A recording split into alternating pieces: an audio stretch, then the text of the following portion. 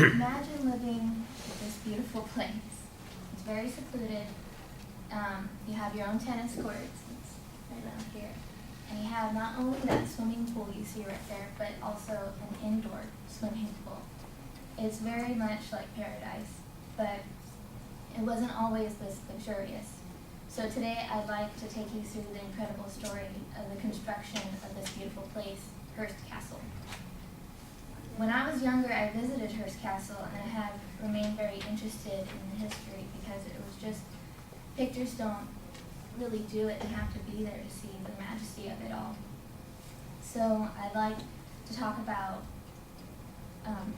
the property when it was first obtained by the Hearst family, the construction of the castle, and how it stands today. In the book Fabulous and Simeon, it mentioned that George Hearst, a wealthy oil entrepreneur who later became a senator, bought this 40,000 acre land in 1865, and he converted it to a working ranch where there was a dairy barn, and he had cattle that would graze, and he bred thoroughbred horses, and he built a 2-story ranch home. But this wasn't their permanent home. They had other properties that they lived on because as a senator, he lived a very busy life. But in the late 1870s, he visited this land as often as he could with a bunch of parties of his friends, where they would go horseback riding over the plains and the mountains and valleys of the properties, and they'd go camping for days, and they could hunt and fish. And so this property soon became known as Camp Hill, because many families would come for their vacations to go camping. And George Hearst had a son, William Randolph Hearst, who had his own success as a newspaper publisher. So when he came to inherit the ranch, he had his own ideas for it. So in 1919, when William Hearst inherited the land, construction began that same year during the fall on Hearst Castle. And by this time, the ranch had grown to 250,000 acres. So, wanting to make this property his permanent home, because as much as his father did, he loved coming to visit, and he wanted to be here permanently with his family. So he went to the San Franciscan architect, Julia Morgan, and asked her to help him build something more comfortable for his guests at this camp, and as well as for him. And he had 3 requirements for her. The first being that he wanted adequate quarters for his guests, which is where those 3, you can barely see them, the 3 houses right there came into play. They were the first structures to be built. And let's see, that was George Hearst. I'll show you. On the bottom is Julian Morgan, and this is William Randolph Hearst, and that is both of them together collaborating on the construction of the castle. So the 3 houses, these 2 are the same, it's just a different view for both. This is Casa del Mar, and it was named so because of the view that it had from the front window. It had the view of the Pacific Ocean. And this house right here is Casa del Sol because it had the view of the sunset. And this house, well, the same house, is Casa del Monte because it had the view of the Santa Lucia Mountains. And as you can see with their white walls and the red tile roofs, it was very clear that he was inspired by the Spanish Renaissance. And it played a role also with Casa Grande, which is his home, Hearst Castle, which was inspired by the Spanish cathedrals by those 2 towers, and it was done so beautifully. But his second requirement for building was that he wanted to keep an essence with Camp Hill, and it's almost comical because you can't really keep like a camp rustic with this mansion. And what he tried to do was in the dining hall for the guests, he only allowed paper napkins, and he had the jams and marmalades in their original jars and kept on the table itself. And he also allowed his guests to dress casually, not have to dress formally for anything. But the most important requirement he had was his art collection. William Randolph Hearst had an expansive art collection that was just sitting in storage, and he wanted a setting that was right for these arts because they came from Europe, and they ranged from statues to tapestries to antique furniture, which basically furnished almost all 4 of the homes. And the two pools were designed. The outdoor pool was Neptune.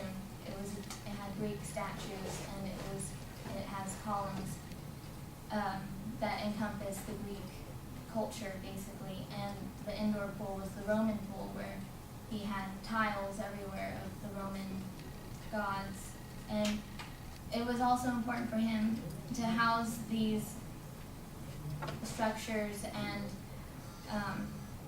art with the appropriate gardens and shrubbery. And the Camp Hill didn't have that much soil, so money didn't matter to him. And he brought in wagons and wagons of soil, which is why it's so furnished with all these trees and shrubberies. And also he wanted a zoo added to the luxury of this home, but the zoo didn't last very long, but it did contain apes and panthers and wild cats, and it had zebras, which to this day you can still see roaming around on the property. And but with all these luxuries added to Camp Hill, it soon became known as La Puente Encantada, which means enchanted hill. And the overall transformation took 28 years, and it still wasn't even completed to William Hearst's liking. There's always something that could be a little bit better.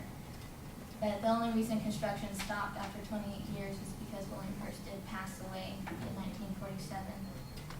And in his will, he gave the Hearst Castle to the state of California, and it officially became ours in 1958 because he wanted the public to learn from the art, the culture that he had gone and seen. And the collaboration between William Hearst and Julia Morgan,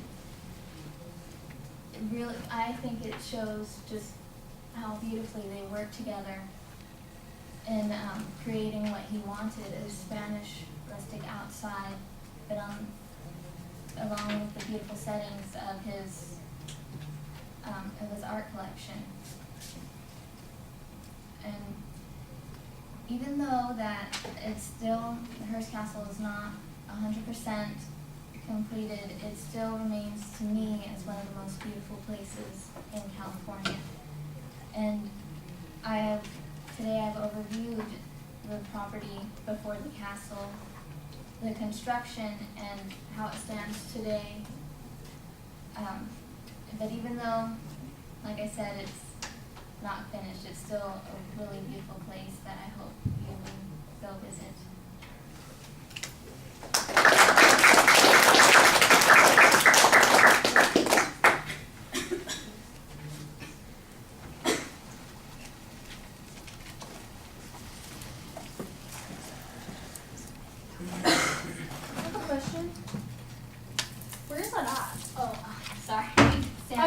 Bay.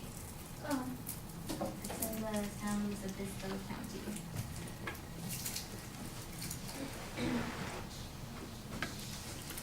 So Brenda, what did you think? Well, the first thing I was gonna say that I was thinking that maybe all of you knew about it, and it was like a study warning and everything that everybody know, and I didn't know about it, so maybe you should be having like where it was. I liked the attention to it, like the picture. and how she got our attention with it. Maybe her vocal delivery could have been better because sometimes she was kind of slow.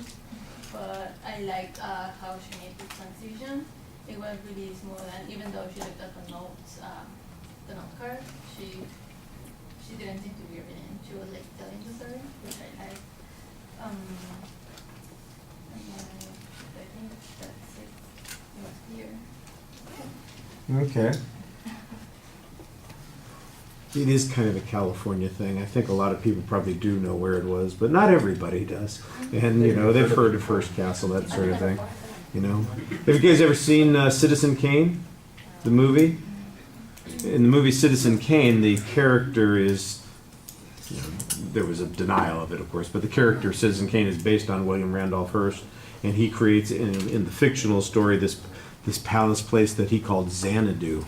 And it had its own zoo, and the people went camping, and you know they had the celebrities come up and staying for the weekend and all that kind of stuff. So I mean, it's basically Hearst Castle in the fictionalized version of the story.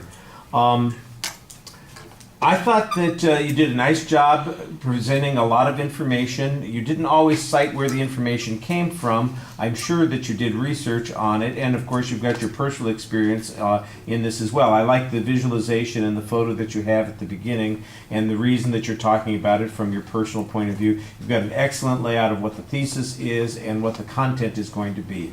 I did think that the first point seems like it's the chronological story of the development of the castle, and then after that things just kind of came in. I didn't feel like there was a smooth transition to those other points. We just sort of arrived at those points, and I think it needed to be a little bit clearer that this was following the structure that you had set up.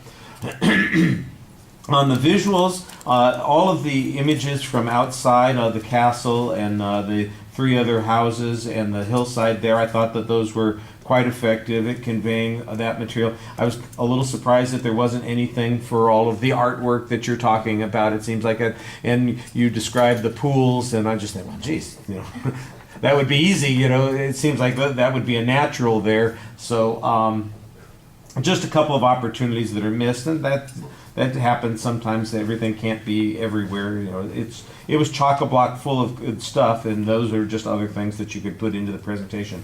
I do know kind of what Brenda's talking about the pacing. It feels a little bit like you're kind of leisurely strolling through the thing, and if you were doing a tour and we're all following along, you know, and the next thing over here, this is, you know, Vista del Mar or Casa del Mar, you know, that sort of thing. Maybe the pace could be just a little bit quicker so it's got some more energy to it, and then when you get to those key points, you just punch them a little bit. Like I said, we're going to work on delivery issues next time, so I don't think you have to worry about that too much. I thought you did a nice job talking to us for the most part. There's a little bit of podium leaning going on there, and we're gonna fix that by getting that podium out of there sooner or later, so that won't be a problem down the road. All right, thank you very much.